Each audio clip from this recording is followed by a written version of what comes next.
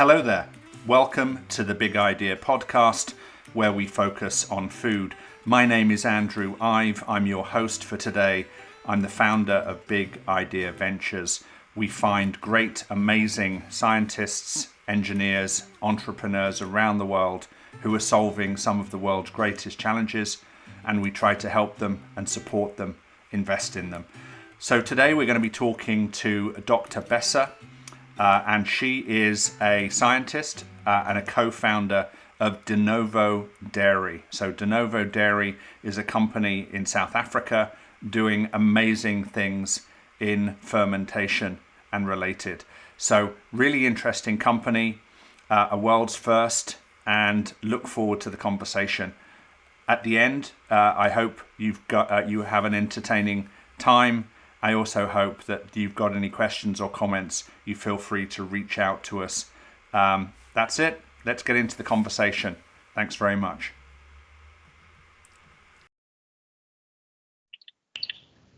Okay.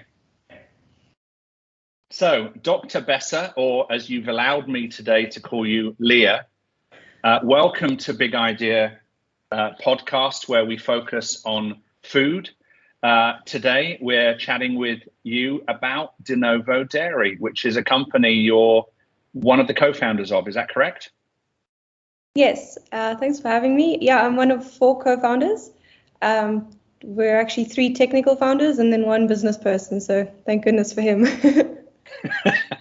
Why? What's the how does 3 scientists and a business person? Sounds like a joke almost, doesn't it? Like there were 3 scientists and a business person, but you need that business person to keep on track.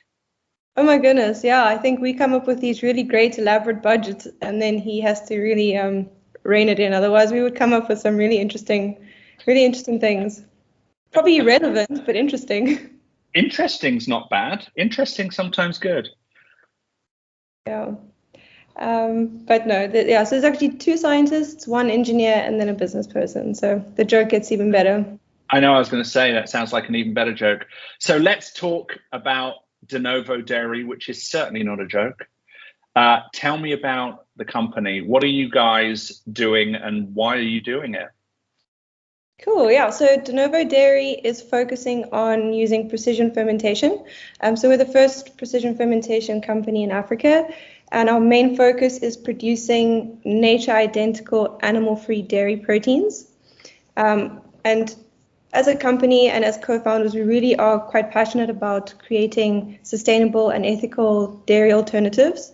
But having the whole African context and growing up in Africa, a lot of people don't move away from animal proteins, and it's not just because it's unsustainable. It's really the nutritional element. So we're really focused on not just sustainability and animal free, but that nutritional element, which is very, very important, especially in the African context, which is why we're using this powerful technology to create dairy proteins for optimum nutrition. And we thought to ourselves, what better way to start than to look at nutrition from day one, which is infant formula. So we really want to focus on creating proteins that can be perfect from infants all the way to the elderly. And that sounds like a very broad scope, but there are some really powerful proteins in dairy that have these really great immunoregulatory properties. And that's really what we're focusing on bringing to the market in a very precise way. There is so much in that to unpack. So, okay. Scientists. Yeah, so precision fermentation, we've kind of covered that in previous conversations, but just give us, 20, 30 seconds on what that means and what what are you doing with precision fermentation and why is that relevant to this? So precision fermentation is just a very fancy way of saying we're using yeast to produce proteins. So similarly to how you would use yeast to produce alcohol, we're genetically modifying our yeast to produce very specific proteins. But the reason why precision fermentation is so powerful is that you can create nature-identical proteins in a more efficient way than you would through a cow, for example. So it really has a really big impact in that you can create something that's exactly the same as you'd find in animal proteins and have that complete nutritional profile, but in a more sustainable and ethical way. Now, you mentioned you're using genetic modification as part of the process to get to nature identical protein. Is the nature identical protein therefore genetically modified, or is that the vehicle that's used to get there, but the end result is not genetically modified, if you see the distinction? Yeah, actually, that's an awesome question, because I know everyone's very terrified of genetically modified organisms. But what we're doing is we're using a host that secretes the proteins, so the protein is no longer bound to the host. So it's like, according to regulations, it's no longer considered genetically modified. So the protein is very much just a nature identical protein as you would find in a cow. It's just produced using a vehicle that, by chance was genetically modified to produce it. So a couple of things. If we consider the cow to be the vehicle and the milk to be the output, you're using yeast, genetically modified yeast, as the vehicle, and the output is the milk. So, for example, milk isn't a cow and doesn't include the cow. It's the output of the cow, correct? Yeah, that's a really great explanation. And the other way of thinking about it is we've modified cows so much over time to make them more dairy productive or more sort of flavorful from a meat perspective, etc.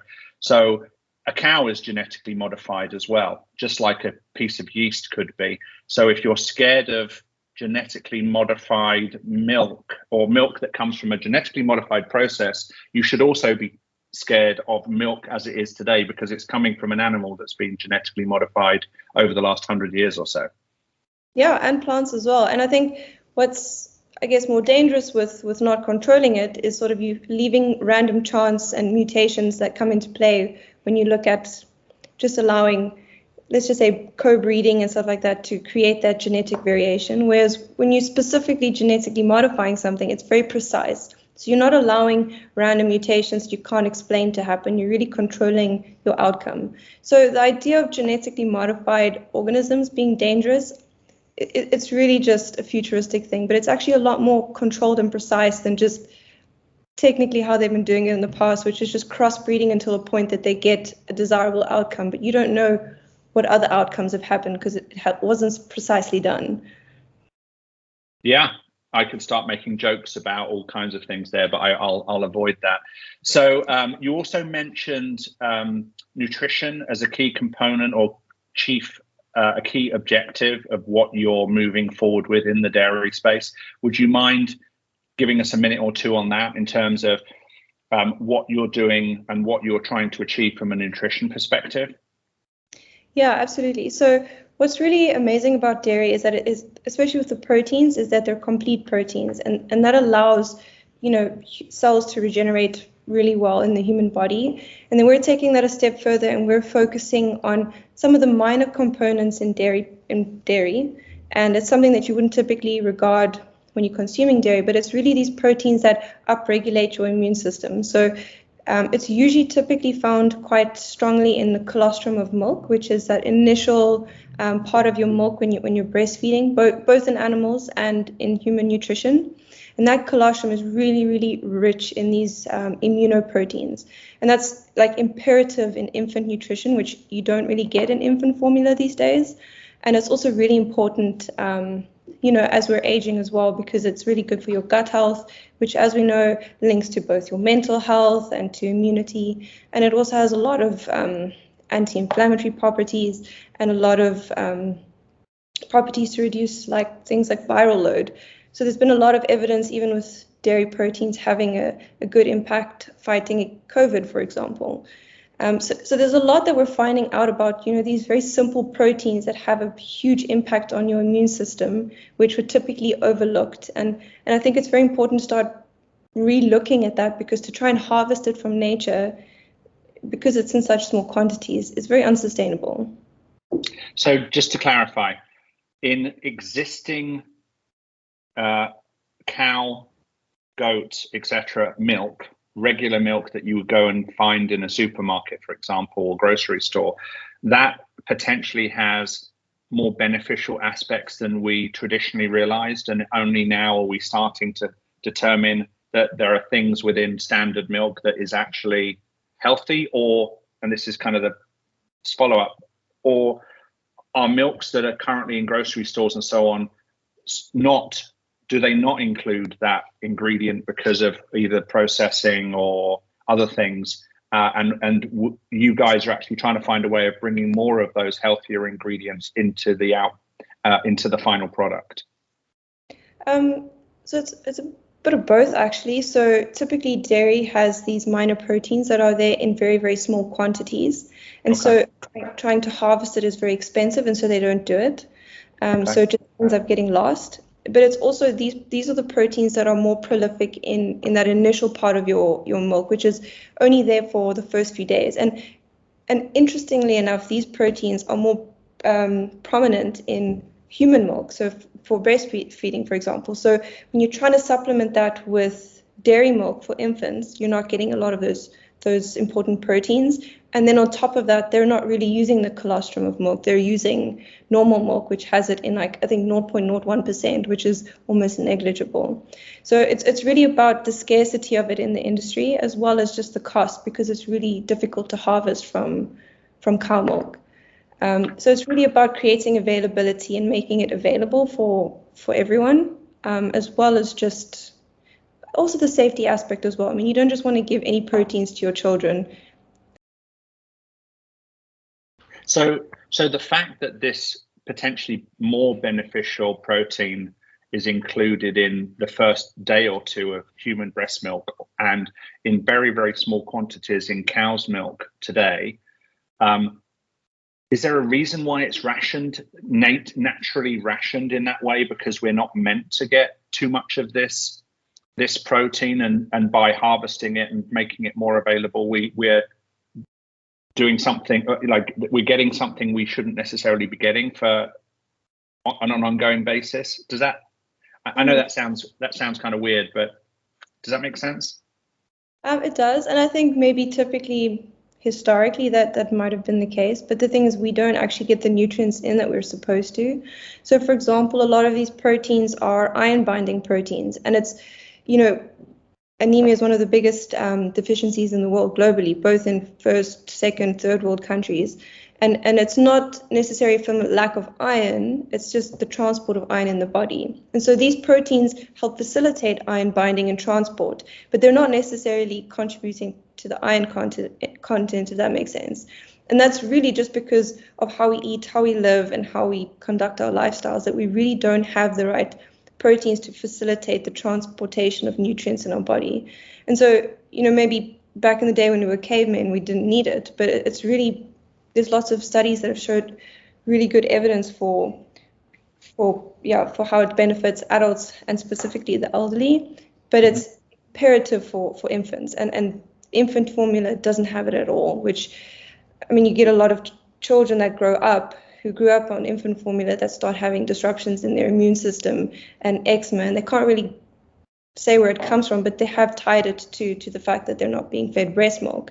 And it's really tied to these immune proteins that we can recreate and start supplementing from a really early age to sort of prevent a lot of the onset of these diseases. That's amazing. So you mentioned the infants, you've mentioned the elderly. I totally understand that.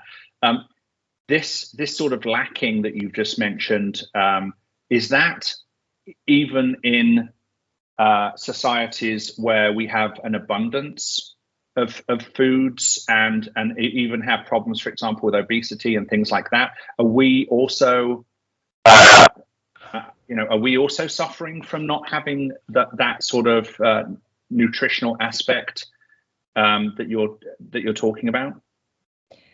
Yeah, I think it's a common misconception to sort of think that malnutrition is just as a result of not eating enough, but malnutrition is really linked to just eating poorly.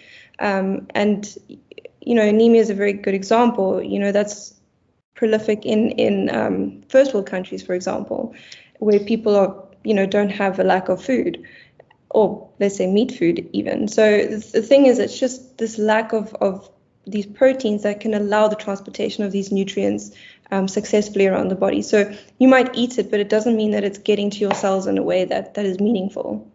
And that is, that's not that's not a undernourishment problem. That's just a malnourishment problem, and it's a global thing, unfortunately. So you mentioned in the beginning that Novo Dairy is focusing on nature identical dairy products. You've also, as part of that discussion, though, mentioned that you're going to be focusing initially on infant products and ultimately going through the continuum until you get to elderly. You might even go, young infants first, elderly second, and then sort of the middle swath third. But so you guys are not just producing milk per se. You are going to be step one focusing on, for example, infant milk as step one. Yeah, so we're not producing milk in its entirety. I think from our point of view, there's a lot of dairy alternatives that do a good job. They just lack that nutritional aspect, and it's because they have inferior proteins. So milk is really special in that the proteins they're perfect. They have the perfect amino acid score. And then on top of that, they have all these immunoregulatory aspects as well. So we really want to be able to supplement, vegans and flexitarians and even, normal meat eaters with these proteins that are really important for nutrition and that are lacking and going to be lacking even more when the vegan diet starts increasing. So that's a product that's focused on vegans, flexitarians, and regular people. I'm going to have the vegans with their pitchforks outside the radio studio. But you mentioned infant products. So is infant products the first, or is it the vegan supplement related product? No, it's definitely infant nutrition. That's our main target. Okay. Yeah. And are you working with human breast milk as part of your process, or are you optimizing cow or other dairy related products? So we're actually focusing on human breast milk proteins. You get similar ones in bovine milk as well, but the reason for the human one is it is more relevant to us. But sort of why it fits into the dairy alternative space per se is because we would be replacing the dairy products that are currently in that space, which is, I don't want to say incorrectly used, but that's sort of like what's traditionally there, because you can't very well go milk a human. That's the option that's there for us, and we're really trying to replace it with things that we should actually be consuming. If that makes sense. It does. So I think we've spent a lot of time on the product side, and thank you for taking us through that. From a company perspective, you mentioned the kind of joke description, i.e. an engineer, a business person, and two scientists as the co-founders of the company. How did you all come together? How did you start Novo Dairy, and what's the story behind that? Yeah, so weirdly enough, myself and Jean, who's the business person, had actually previously started another dairy alternative company together. We looked at insects as a dairy alternative, so that was quite a bold start. And then Joni and Richard have been friends, and they've also subsequently started companies together in Johannesburg. And then we were working, so myself and Jean were working in a lab in Cape Town. And then I'm not sure if you know Mzansi Meat. Yeah, of course. Yeah, so he actually knew Joni, and we were working on the same concept separately, and he introduced us. And we literally met once, and we were like, this is the perfect fit. And then we started a company the next week, and we've never looked back. So how long have you four been working together at this point? We started early in 2021. So yeah, it's been a good 8-9 months. You make it sound like it's a long time. Hey, we're a 9-month-old company. We're so old now. Yeah, in startup time, it's like a lifetime. Yeah, it is a bit. Of those 9 months, I wonder, have you had any challenges? Anything that sort of made it a little different or a little scary? Well, we started off with Joni and Richard being stuck in Joburg with COVID, so that was a bit challenging. But sort of once they moved here, it sort of took off quite quickly.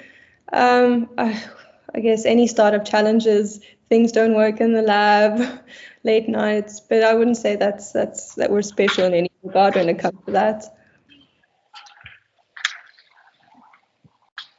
Oh, the one challenge we did have though was when Jean and Richard got stuck in South Africa when they were supposed to be in Paris, and then I had to pitch. That was scary for me. But so far, in terms of, raising a little bit of money, getting the product started, getting access to a facility, getting people interested to join from an advisory perspective, the kind of typical building blocks, all of that has been going sort of swimmingly well at this point? I would actually say the timing's been very good. Yeah. When I look back even 2 years, the space in South Africa was a bit difficult for biotech and food tech. People weren't really looking at investing in South Africa, and then all of a sudden overnight that changed. And so that made access to funding, especially international funding, a lot easier. So I think our fundraising went a lot better than we had anticipated. And then, timing once again, a co-working lab took off about 1.5 years ago, which really allowed us access to the facilities to do, we do 95% of our research there, and we haven't had any challenges with that. I guess some of the more challenging things are going to come into the path when we start looking at like regulatory challenges, especially because we want Europe to be our first market, which is, they love GMO, so that's going to be an interesting one. But the product you produce is not GMO, it's that's the distinction. Yeah, but they still have a lot of issues around the actual facility. So I think it'll be easier, but there's still going to be, challenges because now it's going to be something different. It's not coming from a cow anymore. So I think. You also mentioned, you also mentioned that you guys started the company because you originally were in a different business. What made you, and this is kind of a difficult one for people who want to start a business, what made you sort of say enough is enough with that business, and De Novo Dairy is something that you really did want to pursue next? So I think on a technology front, our previous business was something we were very excited about, and I still believe has huge potential. But we did quite a bit of consumer research, and I think that's maybe something I would stress for everyone to do very early on. And we did extensive consumer research, and the reality is, because we're working with insects, I don't foresee it taking off as quickly as we would like it to, and we really want to make a mass impact. And to make mass impact, you need to have sort of scale and mass adoption. And so the reason why De Novo Dairy became such an exciting option is that when you're trying to convert this mass consumer market that is, very stuck in their ways, the only way to really do that is to recreate exactly what they're used to in a way that's better, more sustainable, and ultimately it has to be, cost comparable at some point. So that's why precision fermentation was such a desirable technology for us. So we still okay. Sorry. You also mentioned when you were taking us through your De Novo Dairy business, you mentioned Africa maybe 7 times in your sentence. It was like it was the beginning, it was the middle, and it was also the end. Africa was an important part of what you guys are doing. And how you're doing it, probably. What are some, in your mind, what are some of the pros and perhaps challenges of a precision fermentation / biotech company in the alt dairy space in Africa? Because I think that there are certain things that are really great about being in Africa and other things that might be a little bit more challenging. Yeah, I think the challenges are abundant, but what's cool about them is there are also opportunities. There's not a lot of companies doing it, which is daunting, but at the same time, it means that our market's not saturated. And so there's a lot of opportunity for growth and for exploration and for creating that space. So I think a lot of the challenges lead to opportunities. One of the challenges is definitely access to funding. In America, you can dream up something and the next day you're IPOing. In South Africa, not so much. So I think access to skills and expertise, like there are a lot here, but it's sort of a natural tendency to end up in academia or to leave the country. So it's not as easy to access just this range of expertise that there is overseas. So there are lots of challenges and opportunities, but I think what's really great is that our market is huge, our potential market is huge, our potential access to it being in South Africa is huge. And I think there's a huge opportunity for Africa to be the breadbasket because we have an abundance of space, people, and things are cheap here. I mean, we can make things cheaper than most places in the world. So I think that's a huge opportunity for us. Yeah, I think you're right. Abundant resources, abundant marketplace potentially. What's the population of the continent at this point? Oh, goodness gracious. I hate it when people ask me this because I never know. But it's big. Let's just call it big. Yeah. And also it's a good jump point for the European market, et cetera. So, Africa has some real benefits, huge amount of resources, huge amount. So yeah, great place to be. I wonder, do you see the South African government getting sort of interested in alt protein as a technology source of efficient, world sustainable protein for the population? Yeah, absolutely. I mean, South Africa has a huge agricultural sector, and so it's very well understood and well regulated. I mean, even the GMO, for example, it's very well regulated in a way that sort of promotes the safe use of GMO. So we're actually very progressive on our agricultural front. And yeah, although meat is a huge part of our culture and consumption patterns, so is eating things like, soya and all these alternative grains. So we are geared up for a lot of alternatives. I mean, we have a lot of foods that you would never get in Europe or America. I mean, insects, for example, we eat in South Africa. So, we are geared up for a lot of alternatives, and plant-based consumption in its, let's say, less westernized form is definitely abundant here. So I think we're very much geared up for it in some ways, a lot more than some of the Western countries. So when do you see actually, better question. What's the first product that De Novo Dairy will, subject to regulatory approval, etc.? What will be the first product De Novo Dairy brings to market? We are ideally looking at a B2B route. So we're going to create a protein that we want to sell to companies to include in their infant nutrition. And so we're focusing on an immune protein found in milk, which we are yet to fully disclose. But it's something that we'll be selling to allow other companies to start improving their infant formulations. So this is something that a Bristol Myers Squibb or another company that's currently in the infant formula space would potentially add as a way of improving the nutritional aspects and immune aspects of the products they have today.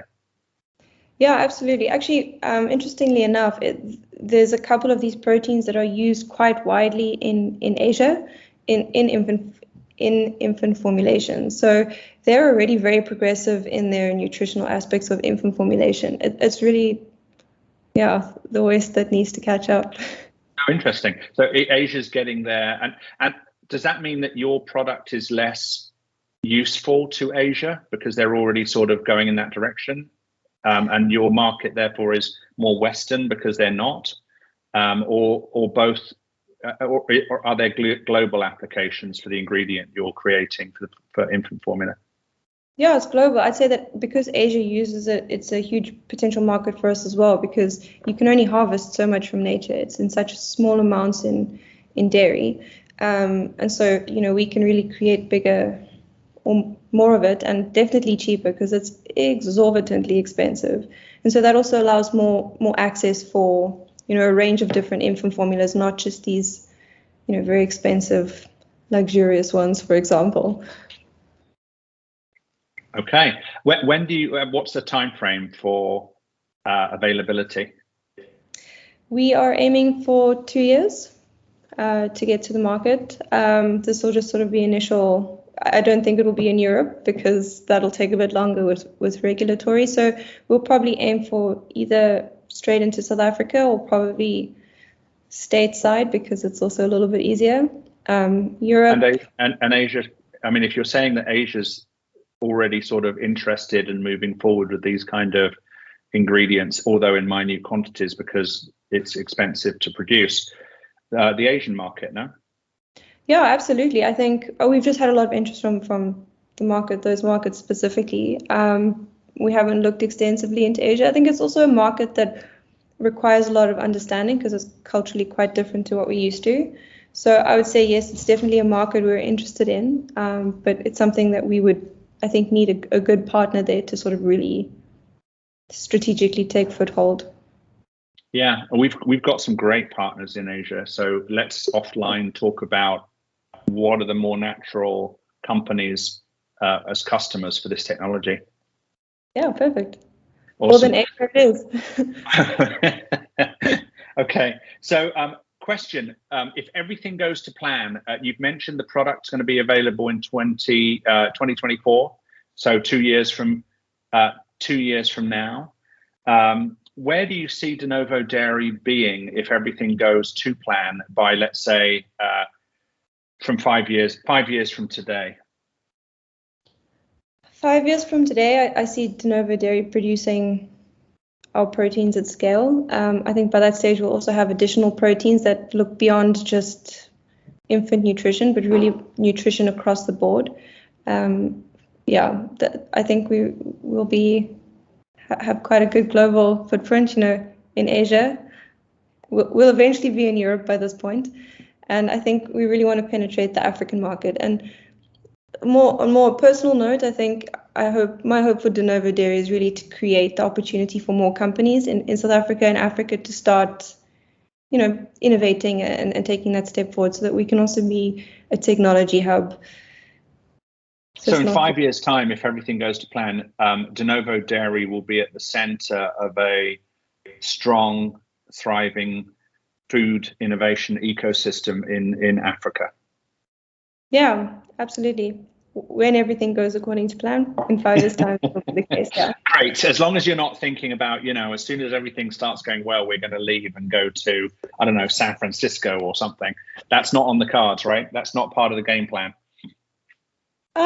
I mean, we might have branches in other places, but I think we want to have a strong African foothold and then really promote our own economy and ecosystem and technology. And I think that's important for all of us. I agree perfectly. So question, if the 3 people listening to this podcast can help in some way, what kind of help would de Novo Dairy be interested in getting right now or, as things grow? I think for us, support in terms of getting to market and sort of understanding the markets would be great. Go to market partners, offtake agreements or sort of LOIs at this point would also be super helpful because it allows us to understand the market a bit better and sort of volumes and allows us to build our dream factory for 5 years' time. So those are 2 very important things. And then I guess if there's any regulators listening, can you go easy on you? Can you go easy on de Novo Dairy? Oh, I'd say across the board, not just us, just, on technology as a whole, because it's, regulation is important, but it sort of does prevent innovation at some points as well. So now you haven't mentioned potential employees / recruits. You haven't mentioned people who want to give you lots and lots of money so that you can continue to build the company over the next 2 years until you bring the product to market. I'm guessing great recruits and great investors are also part of the plan. Absolutely. I think with the technology we're working on, I think good recruits do tend to find their way towards us, and I think getting a good understanding of the market regulations and having those offtakes really will also allow us to find the right investors as well, because I think our technology is sound. It's just those other elements that will really seal the deal, and then I think those investors will also be there. But also, yes, investors always. Great. Anything else you'd like to add, or any kind of takeaway thoughts, either in terms of the product, the opportunity, the marketplace, starting a company? Any and all of those things. Any last thoughts before we sign off for today? Well, seeing as you mentioned investors, I could sort of maybe do a little bit of a drop and say we're opening our seed round this year. So does that So count? yeah, right now we're in end of January 2022. Okay. You knew that, right? You looked like you were thinking about it. I temporarily forgot this was a podcast and people don't exactly know when we're speaking. So, okay. So Yeah. in June 2022, we'll be having our seed round opening. So we'll be looking for keen investors, strategic investors, and people who are excited. People who are excited about a smart investment. Sorry, we've got a time lag and it's causing a bit of frustration. So June 2022, you're going to be opening up your seed round to investors, right? Correct. Yes, our seed round. Yeah.